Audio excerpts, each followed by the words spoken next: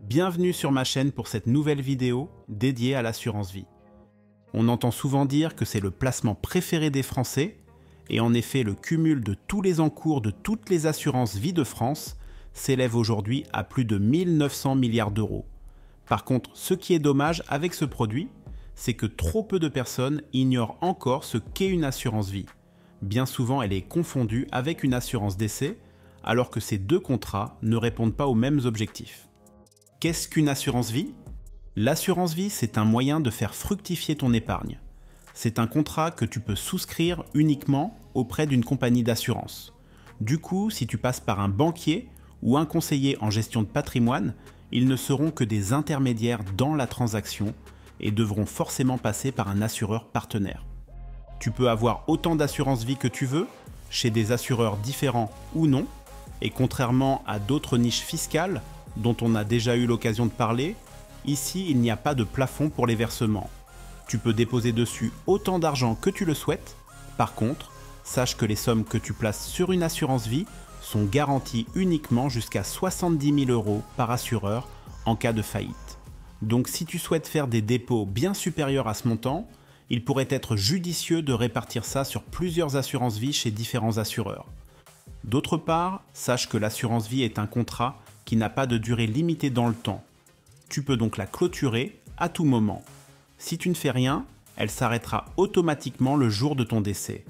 À ce moment-là, l'argent sera versé au bénéficiaire que tu auras désigné lors de la souscription du contrat.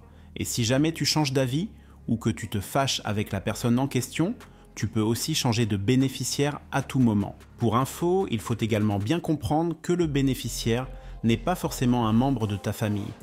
Ça peut très bien être un ami ou un voisin. Enfin, il existe une idée reçue selon laquelle l'argent placé en assurance vie serait bloqué pendant 8 ans. Rassure-toi, c'est complètement faux. Ton argent n'est pas du tout bloqué. En réalité, les 8 ans, c'est juste la durée après laquelle tu pourras bénéficier d'un avantage fiscal sur tes retraits.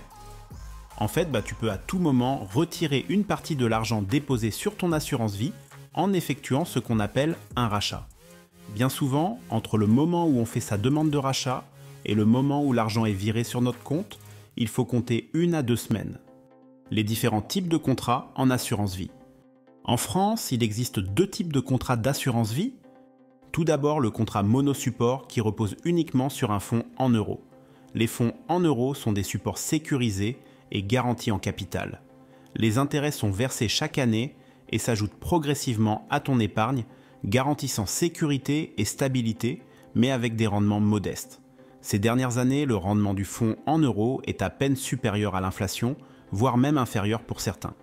Ensuite, on trouve le contrat multi-support qui offre une diversification plus large, puisqu'il combine un fonds en euros et des unités de compte.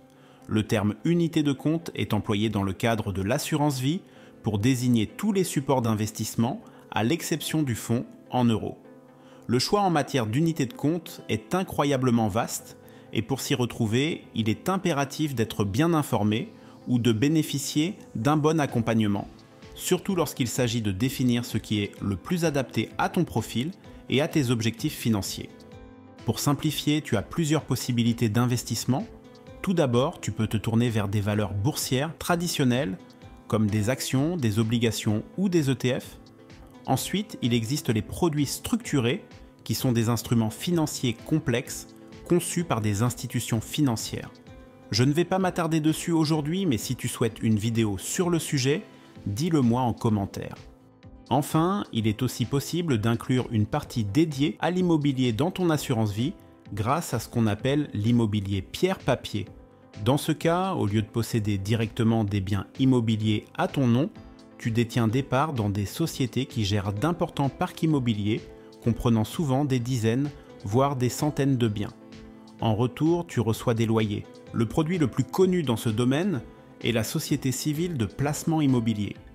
Contrairement aux fonds en euros, les unités de compte ne bénéficient pas d'une garantie en capital, ce qui signifie que leur valeur et leur performance peuvent fluctuer de manière significative. La première année de détention, elles peuvent très bien faire moins 2%, l'année suivante plus 10%, l'année encore d'après moins 1%, etc. Mais dans le contexte actuel, si tu cherches à obtenir un rendement élevé, il faut être prêt à accepter une certaine dose de risque et de volatilité. À titre purement indicatif, l'année dernière, les fonds en euros ont réalisé une performance moyenne de 2,6% contre 6,2% sur la même période pour les unités de compte. Les contrats multi-supports permettent de moduler le risque et d'accéder à des rendements potentiellement plus élevés en fonction de la performance des marchés financiers. Quel type de gestion choisir pour ton assurance vie ? En dehors de la diversité des options d'investissement offertes par l'assurance vie, il est important de noter que tu disposes également de nombreuses possibilités pour gérer ton contrat. Cela signifie que tu peux choisir d'être plus ou moins impliqué dans les décisions d'investissement et les arbitrages au sein de ton portefeuille. Voici les différentes possibilités. Premièrement, tu peux opter pour une gestion libre où tu assumes entièrement la responsabilité de la gestion de ton contrat. Cela te permet de sélectionner toi-même les supports d'investissement et de décider quand effectuer des arbitrages, ce qui est idéal si tu souhaites avoir un contrôle total sur ton portefeuille. Ensuite, il existe la gestion pilotée qui te permet de rester relativement impliqué tout en bénéficiant d'arbitrages automatiques basés sur des critères spécifiques. Ces critères peuvent inclure des mécanismes pour limiter les pertes ou sécuriser les gains, te permettant ainsi de suivre une stratégie d'investissement sans avoir à intervenir constamment. Si tu préfères minimiser ton implication, la gestion profilée est une option intéressante. Lors de l'ouverture de ton assurance vie, l'assureur te posera une série de questions pour évaluer ton appétence au risque et déterminer ton profil d'investisseur, prudent, équilibré ou dynamique. En fonction du profil déterminé, une allocation d'actifs sera constituée avec des placements plus ou moins risqués, alignés sur tes objectifs et ta tolérance au risque. Quatrième possibilité, la gestion à horizon. Elle te permet de fixer un objectif d'investissement à long terme avec une date cible définie dès le départ. Par exemple, tu pourrais envisager de récupérer ton capital dans 20 ans pour en profiter.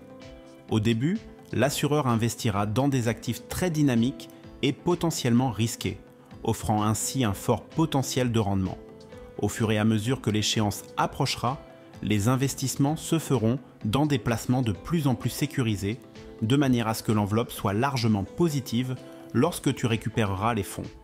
Enfin, la gestion privée est une option destinée aux personnes disposant de plusieurs dizaines, voire centaines de milliers d'euros à investir. Ce type de gestion offre une approche personnalisée et professionnelle, elle est dédiée au plus gros portefeuille. Quels sont les frais liés aux assurances vie ? Pour ouvrir une assurance vie, tu peux t'adresser à différents interlocuteurs. Ta banque traditionnelle, une banque en ligne ou encore un conseiller en gestion de patrimoine. Cela te donne plusieurs options et il est important de prendre le temps de les comparer en fonction du type de gestion et du rendement que tu souhaites.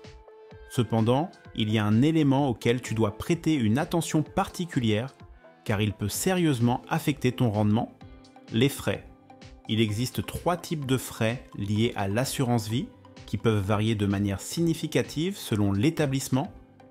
D'abord, il y a les frais de versement qui dépendent du montant investi et varient grandement selon l'entreprise que tu choisiras. Ensuite, des frais d'arbitrage peuvent être facturés lorsque tu veux faire des modifications à l'intérieur de ton contrat, ce qui est important si tu choisis d'être actif dans la gestion de ton assurance vie. Enfin, il y a les frais de gestion annuels auxquels tu ne pourras pas échapper, surtout pour les assurances vie multi-supports. Quelle fiscalité pour l'assurance vie ? L'assurance vie est une excellente niche fiscale, car tant que tes investissements restent dans cette enveloppe, ils ne sont pas taxés. Cela te permet de capitaliser efficacement, un peu comme ce que nous avons déjà abordé avec le plan d'épargne en action. Pour le PEA, la période clé est de 5 ans après l'ouverture, tandis que pour l'assurance vie, c'est 8 ans à partir de la souscription du contrat. Avant ces 8 ans, si tu fais un rachat, tu seras soumis à la flat tax par défaut.